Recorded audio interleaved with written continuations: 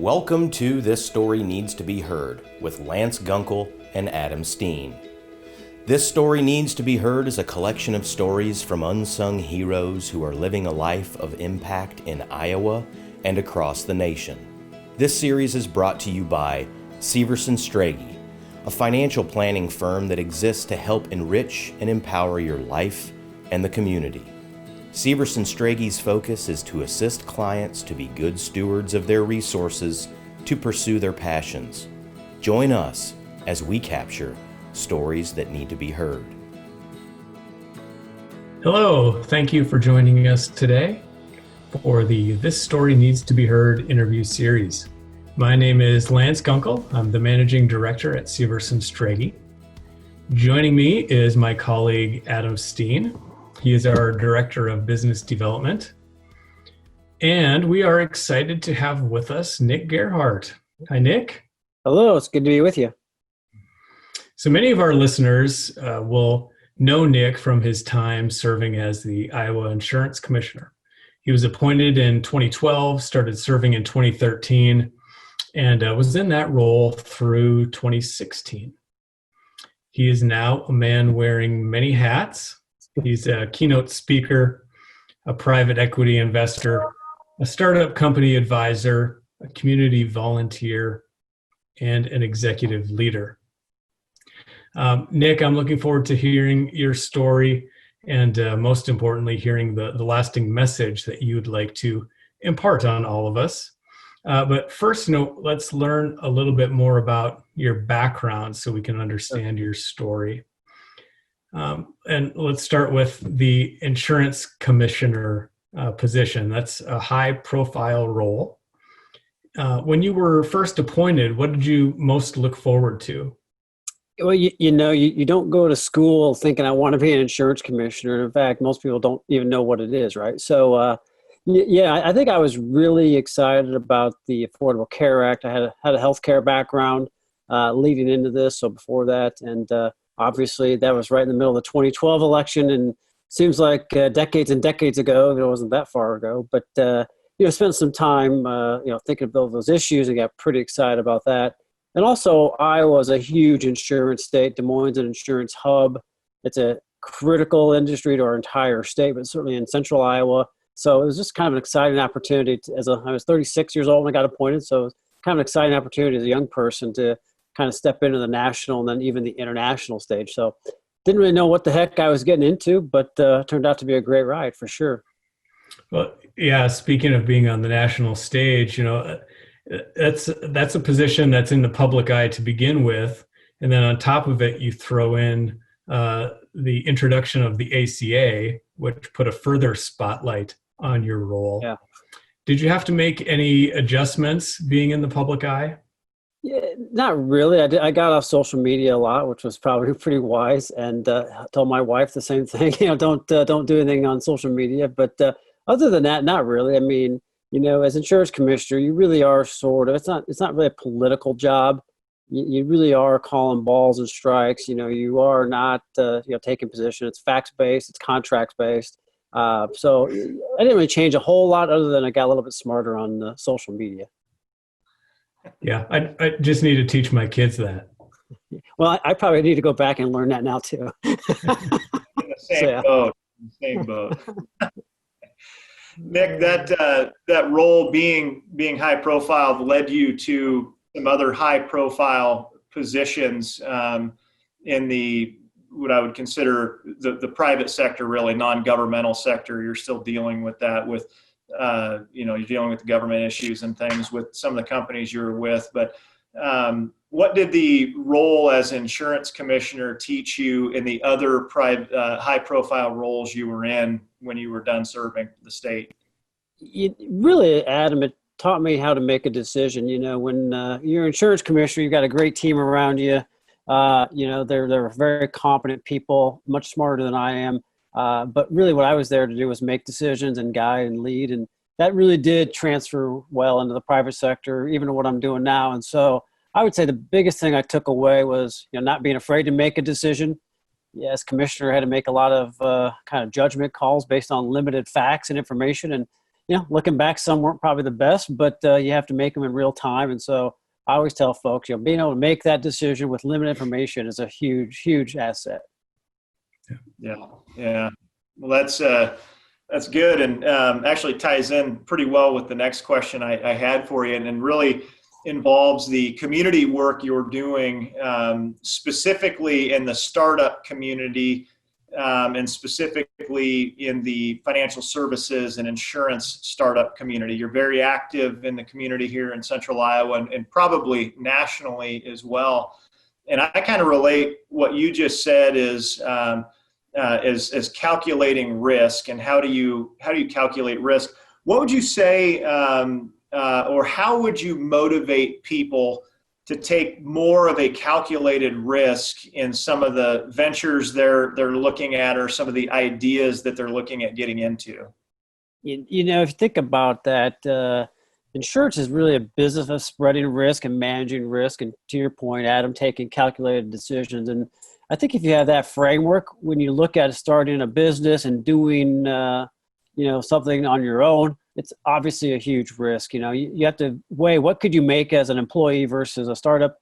But really it comes down to, why are you doing it? And do you have a passion for it? Because otherwise you're just really going to get into a bad situation. I always say, if all you're going to do is have a bad job working by yourself, that's not going to work. So have a passion for it, have a desire for it, a skill set, build the relationships, and I would tell you, anymore in the world we're in now, I don't know how much riskier it is to start a business than work at a company that might lay you off or eliminate jobs. I mean, look what we've gone through in the last, 3 months here, where 45 million people have been furloughed or laid off or out of work. And, I don't know how much more risky it is. And for all the young people out there, especially, I'm pretty bullish on entrepreneurship, and it's never been easier to start a business. You don't need, Mark Zuckerberg, when he started Facebook, start $500,000. I mean, a lot of these businesses you can start with very small amounts of money versus, not that long ago. So I don't know if the risk is there. It's much more of an opportunity cost. You might have to forego income you can make at a job. So you kind of, you guys are finance people, you get that. But at the end of the day, just part of it is just doing it and having the faith and loving what you do and why you're doing it. Yeah. Do you think, so we're recording this, in the coronavirus era, if you will. Do you think now is a particularly good time for an entrepreneur to start up a new venture? I think it's a great time. I mean, I always say these market dislocations and crises, these are probably the best times because, first off, a lot of the stuff that I see coming out for startups, especially in the fintech, insurtech space, they're solving real problems. I think that there's still some capital out there. We used to be competing in the world of the abundant capital, so it's gotten a little harder to raise money, I think, now than it was maybe 6 months ago. But for those that have good ideas, I'm working with a firm right now in New York, and they're raising $7 million, and they're really having no trouble. So if you've got the right idea and the right people around you, and you surround yourself with smart people, I think now's a great time to do it, because looking for a job right now, it's not going to be that easy either. So you might as well go work for yourself. Yeah. Well, I was waiting for someone to start a mobile hair salon for me, just, come to my front door, but I couldn't wait any longer. I had to just hack it off myself. Yeah. My wife threatened mine. Yeah. I could give him one of my cuts anytime. Yeah. Well, I had a full-on beard not that long ago, and I did shave that. My wife was like, "I'm not married to a general from 150 years ago, so let's do it." Yeah. That's good. Nick, you also dedicate a lot of your time in the community nonprofit scene, both as a volunteer and a board member. So maybe a couple of questions around that work. What motivates you to serve? And since there are so many good causes that you could spend your time on, how do you decide where to really hone in your energy? Healthcare has always been a big background of mine. My dad was a physician. I studied healthcare law, and so I like healthcare with children. So I'm on board ChildServe and helping those kids that need help. My daughter's got type 1 diabetes, so I'm pretty involved with JDRF as a volunteer and a fundraiser, and try to raise money and awareness there. So that's more of a personal one.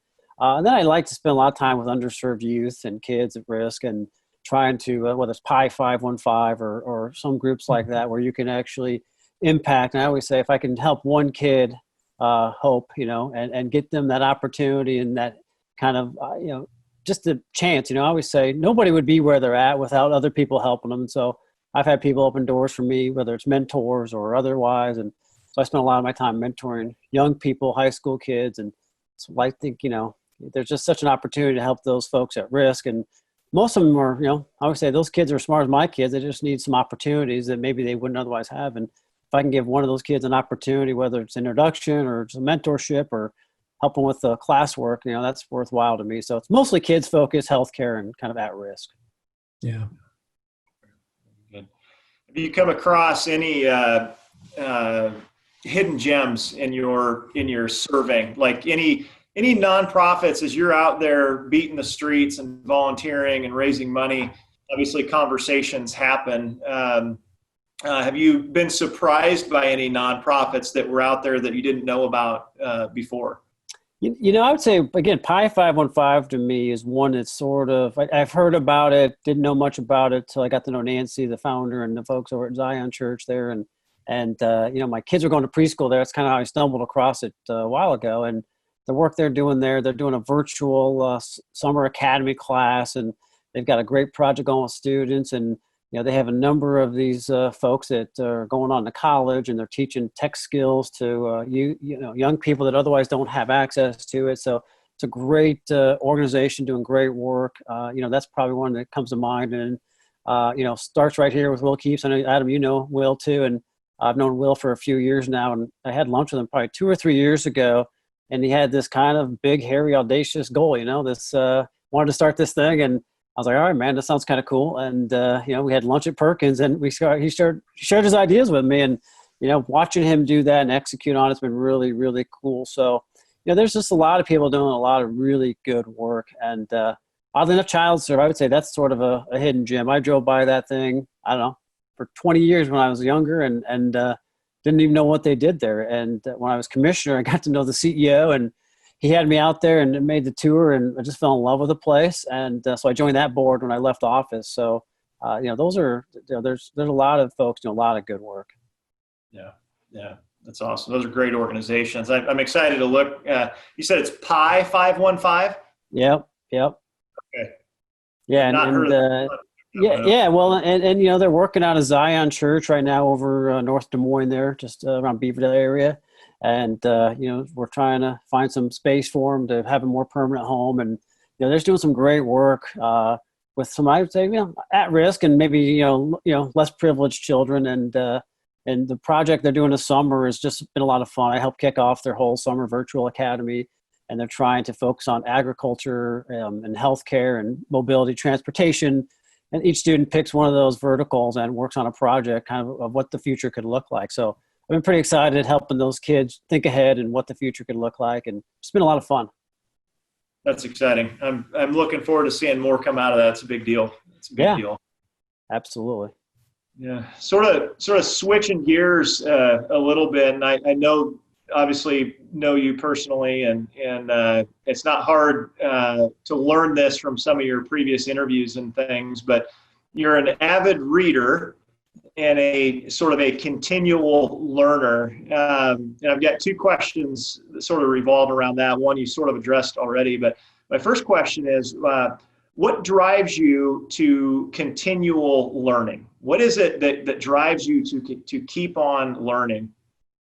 Curiosity. I'll give you a great example. So several years ago, I heard about this thing called Bitcoin, and started looking into it. And I bought some and at a pretty low price, and I sold it at a good price. But then as I looked into Bitcoin, I figured out the blockchain. So I took a class on blockchain, read books about it, and so it's just this endless curiosity about how things work and kind of what the future. So right now I'm reading a lot of things that are much more about the future and the technologies that are coming around and how they may impact society and business. And so it's really about a curiosity and more than anything. I mean, I've been like that since I was a little boy, actually. So yeah. That's awesome. Fostering that curiosity is a very, very big deal. And my follow-up to that is, again, you sort of addressed it earlier, and it revolves around the fact that you teach and you mentor, you mentioned that you've had doors opened for you along the way, and you kind of want to do that as well. And so my initial question was going to be what motivates you to teach and mentor, but I'm going to change that a little bit to how important is it for people in this community to seek to become teachers and mentors and impart their wisdom to the next generations? I think it's critical because, there's so much wisdom in the elder folks and in the people that are still in their careers. But I think being able to pass that down and kind of how you've learned what you've learned. And I'll give you a good story. So one of my first mentors, unfortunately, has passed away, but I met with her probably about a week before she died of cancer. And she was a female CEO, hard charger, great executive. I learned a ton from her. And she sort of left me with some, challenges of, hey, be that mentor for other women, especially, I was going to be commissioner at the time. And so, it was sort of this almost ask, about, hey, pay it forward for others. And I've always taken that to heart. And I think there's so much opportunity to help those younger folks. But the younger people have to ask for it too. I mean, they have to actually want it and seek it out and find that right fit. But I always say I probably learn more when I mentor someone than I'm probably imparting on them. So I think it actually goes both ways. I actually think reverse mentoring is a pretty good thing. So, in the corporate world, if we could do more of this sort of, marrying up the more senior workers with the new workers and have a better onboarding process, I think that there's so much wisdom between the generations, and many of the employers in Des Moines are dealing with 3 or 4 generations now in their workforce. And so working together and making sure that we don't discount someone because they're old or discount them because they're young, but see their virtue and value.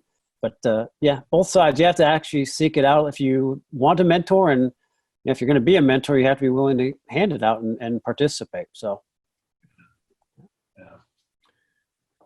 Well, Nick, I don't know about you, but with several months of working from home, I can easily get sucked into the 24-hour news cycle and just get kind of inundated with the same negative news stories. So just, in our short time together here, I already feel some energy just coming from your words of, the entrepreneurial spirit and things that are taking shape, here within our community. Also things going on in the nonprofit space. So I already feel a little bit more energized, but, to close, ask just, a final question. And that would be, what lasting message would you like to leave for others? Maybe some words of, hope or inspiration, anything at all.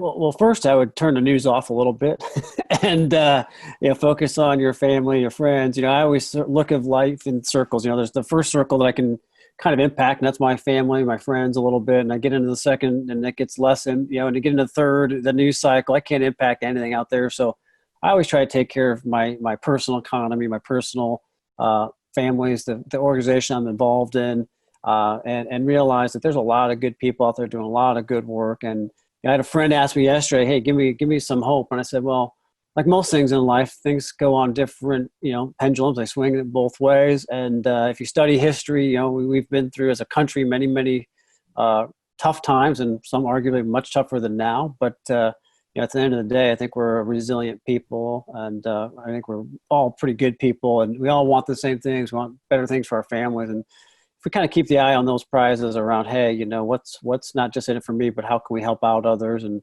right now I'm seeing a lot of good people help out a lot of people in need, and checking on your neighbors, and especially the elderly and the frail. And but I'm very bullish on the future. I think it's going to be bumpy though. I mean, Adam and I get together quite a bit, and some of the things we've talked about over the years seem to be happening. But you have to have a winter before you get to spring. And so I do think whether it's what's going on with the economy, it could be bumpy for a lot of people. But now's a good time to sort of restock and figure out what you want to do and why you want to do it. I think that's even more important, and look for opportunities and try to network with people that are, LinkedIn and tools available to network are amazing. And most people on Central Iowa are very willing to help you out. So, but you got to put yourself out there. So I'm very bullish on the future. But I'm not gonna lie, the next 3 to 6 months, who knows what happens in the economy. And if we have a flare up again with COVID and everyone's back in their basements in the fall and schools aren't going back in session, I mean, there's a lot of unknowns, and as people, we don't like unknowns. And so, but again, we can't control it. So you got to let some of it go and realize that, it'll all work out the way it's supposed to, I hope. So. Yeah. Yeah. I know that during there's, periods of despair when it feels like the end is never going to come, the end of this bad period, whether it's in the financial markets or whether it's coronavirus related, but you're right. There is light at the end of the tunnel, a lot of good things going on, even just in our own neighborhoods.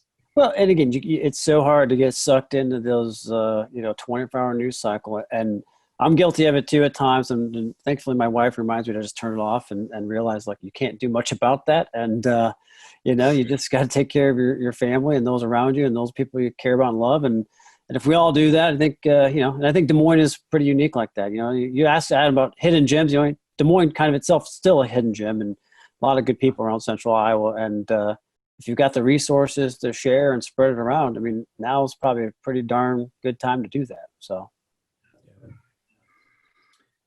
Great words to end it on. Nick, thank you for your time with us. Thank you for sharing parts of your story. Absolutely. I have a feeling that when we publish this interview, you may be inundated with mentorship requests. So you may have a full inbox. Oh, well, you know what? I'm in transition professionally, so I got some time now. So yeah. Okay. Exactly. Well, great. It was good to be with you. Yeah, good to be with you. So, Adam, thank you. On behalf of Adam and the whole team at Severson Strege, we thank Nick for joining us, and we thank you for listening. Take care. Thank you for listening to This Story Needs to Be Heard. If you know of a story that needs to be heard or would like us to help you in your pursuits, please contact Adam Steen at asteen@onlyworkforyou.com.